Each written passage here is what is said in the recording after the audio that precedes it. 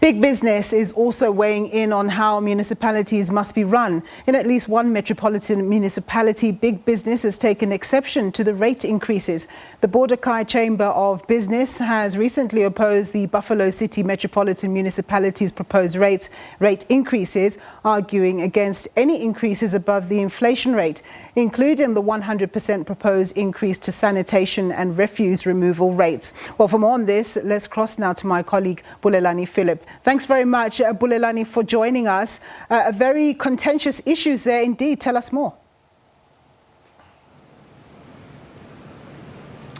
Well, good afternoon to you, Mnompu, and to the viewers. Of course, with the local government elections just around the corner, there has been a lot of talk around issues of job creation by politicians, but private sector has been insisting that if government, particularly local government, can create a space for a good investor-friendly environment, then the private sector can actually chip in some of these job creation measures. And of course, I'm not going to waste time, Nompu. I'm going to jump straight into it and bring into this conversation the Executive Director of the Border-Kei Chamber of Business, Elise Maurice.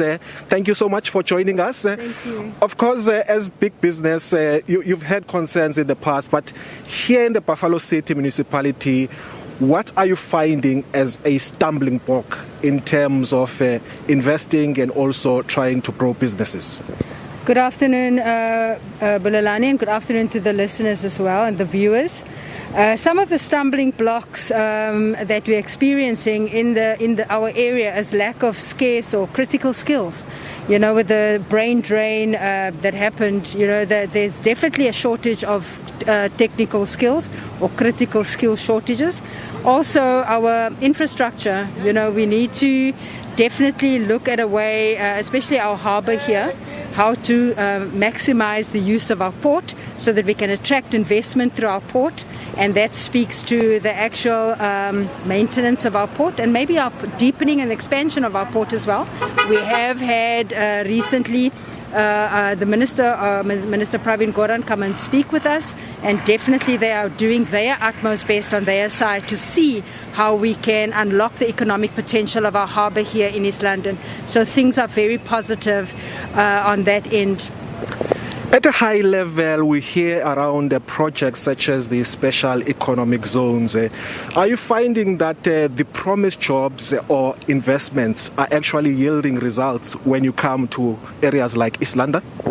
You know, I recently attended the AGM of the IDZ, and really the amount of investments that has come in there over the last couple of years has really been good. You know, more can be done though with regards to our, first of all, I want to say our unemployment is unacceptably high. And definitely more can be done to attract investment into our city. If we look at our harbour, we have Mercedes-Benz here, so definitely we as an area, we have a very favourable location as well as business, favourable market for us to attract investment through to our city as well. Yes. Now, recently you've objected to some of the integrated development plans proposals by the Buffalo City Municipality. What are some of your concerns with regards to that? You know, definitely the cost of doing business in our city is possibly a little bit higher than usual. So if our municipality could look at that, you know, could look at the cost of business doing business in the city, so that we can attract investment into our city as well, and more businesses to open up in our city. How can they do that? You know, reduction in our rates, or not to look at not exorbitant increases in our rates. Maybe what we could do is to work with them, and we have a very good relationship with our local municipality where we've worked together, and what we want to do with them even on a larger scale is to have a conversation as to say, why can't we look and see where can we unlock other economic income streams instead of just increasing the rates of our property owners, because those same property owners are possibly business owners as well, and they have to look at creating creating jobs. But if their rates are too high, then obviously jobs suffer. And we've already got a high unemployment rate, as we have said. So we definitely, together with them, going to see how we can look at getting other income streams for the municipality. Because obviously municipality is big business, and you got to run it like a big business. But then we have to look at proper maintenance of our infrastructure to curb the water losses, larger water losses, also the electricity theft. So they are charged, and I mean we have an unacceptably high rate of electricity losses, and the municipality looks at recovering the cost from somebody.